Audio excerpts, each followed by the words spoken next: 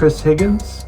I'm a retired teacher, and I've written a couple of books, but they were passion projects. One was about the Humber River, the other was about an old school, and I kept coming across these stories about murders in Toronto, which were surprising because 19th century Toronto was supposed to be kind of a good place.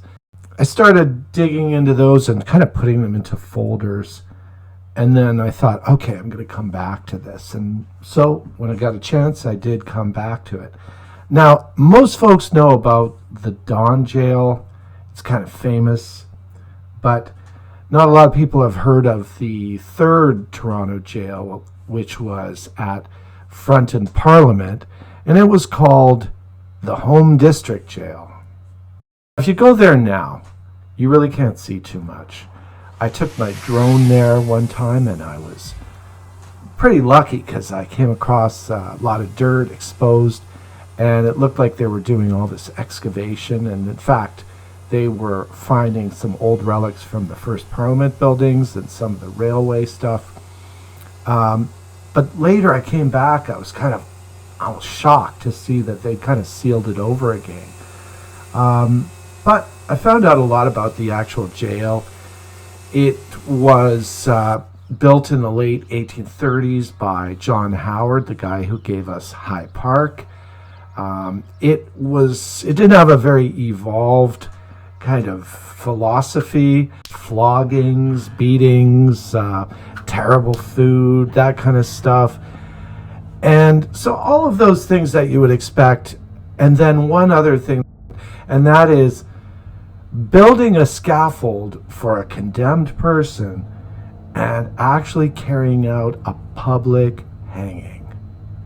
Yeah, that's what happened here. On this beautiful strip of lakefront property that had nice high tower views, and painters would go up there sometimes to paint the city as it was being built. They would literally build a scaffold, and they would reuse these scaffolds for hanging to hanging.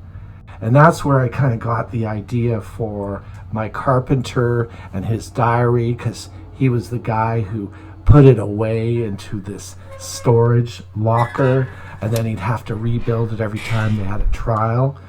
And basically they had prisoners looking on as they built a scaffold, and even the condemned person was maybe hearing the hammers clank away.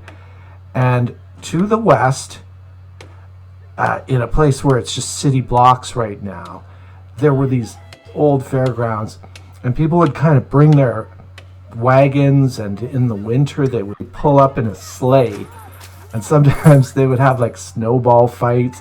There'd be women, men, rich people, more humble people, and it was just a day of entertainment. 3,000 to 5,000 people would come, gather, and watch this person